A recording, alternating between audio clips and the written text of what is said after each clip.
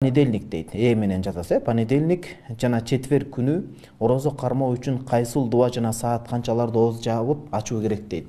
Жалпы эле орозонун башталгыч жана акыркы бүтө турган убактысында шариятыбызда 4 мазхабта деле талаш тартыш жок. Мисалы парыз орозо бар го, Рамазан айында агырмана турган. Ал биринчи жалган таң деп коет. Ал учурда ошо вертикальный күн чыгыш тараптан чыгат дагы. Саид Багдаш устазыбыз буну бизге өткөндө сабакта эсептеп 15-20 мүнөт чөлүгө болот деп түшүндүрүп берет. Ошо жалган таң учурунда вертикальный чыгып кайра караңгычылык өкүм сүрүп турса, бул жалган таң болот. Ал учурда ооз бекитесиз, дуа кыласыз, саарлыкка турасыз.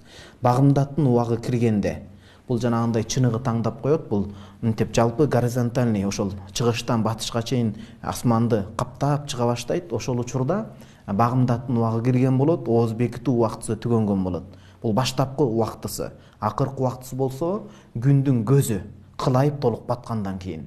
Ал-ихтияр ли та'лил мухтар деген имам Абдулла ал-Маусули рахимахуллах китеби бар. Ал киши айтат: "Ва залика би захаби курсиги" дейт. Күндүн көзү батыш тараптан толук кылайып батканда орозонун убактысы бүтөт дагы, шам намазына азан айтылып ооз ачылыш керек болот. Анан экинчи бир маселе бар. Ошол жана күн баткандан кийин, бирөө азан айтылгандан кийин орозонун ооз ачылды, орозо бүттү, чечилди.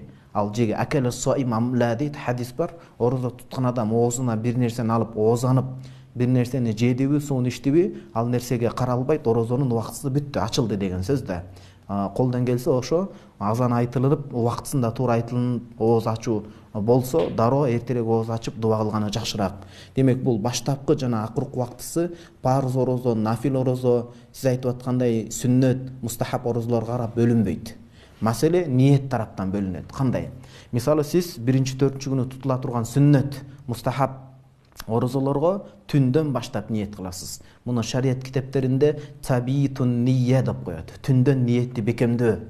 Акыркы убактысы ошол жанагындай шашке убактысына чейин. Бул акыркысы, бирок болбосо эртерээк ниет кылыш керек болот.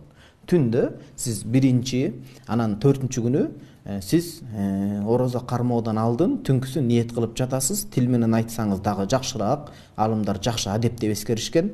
О жараткан Алла Таала эртең ушул пайгамбарыбыз саллаллаху алейхи ва саллям бизге таштап кеткен аздектүү сүннөт орозону кармоого ниет кылдым деп кыргызча эле ниет кылып, анан кадимкидей саарлыкка турсаңыз, ошол ниетиңиз өтөт, ошо менен орозону кармап кете бересиз. Азыркы жагдайда кантесиз? Сиз эшикке чыгып ал илимди окуган жоксуз, кантип карап отурасыз? Календарлар туура коюлунса, ошо календардын негизинде багымдаттын убактысына чейин оозуңузду бекитип жаап каласыз. Шамга азан айтылганда ошону менен оозуңузду ачасыз. Бул туурасында Насат медиада тиркемесинде приложение деп коебуз. Ал жерде календарлар бар, такталган. Анан кээ бир адамдар ойлоп калат экен, эми чубак устаз Боло Аламдан өтүүсү менен ал программа деле болду да, түгөндү да деп. Жок, андай эмес. Улан мырзабыз, Аллах Таалам ыраазы болсун, бул нерсеге аябай такай карап, муфтият менен кеңешип, атайын адистер менен бул нерсе түзүлүп, ар бир заманга, мисалы кышкы мезгил болот, убакыттар кыскарат, түн узарат деген сыяктуу, кээде жайкы мезгил болот тетирсинче. Ошолордун ар бирине кырдаалык учурга карап бул нерсени так коюуга аракет кылышкан. Ошол календардан дагы пайдалансаңыз болот иншалла.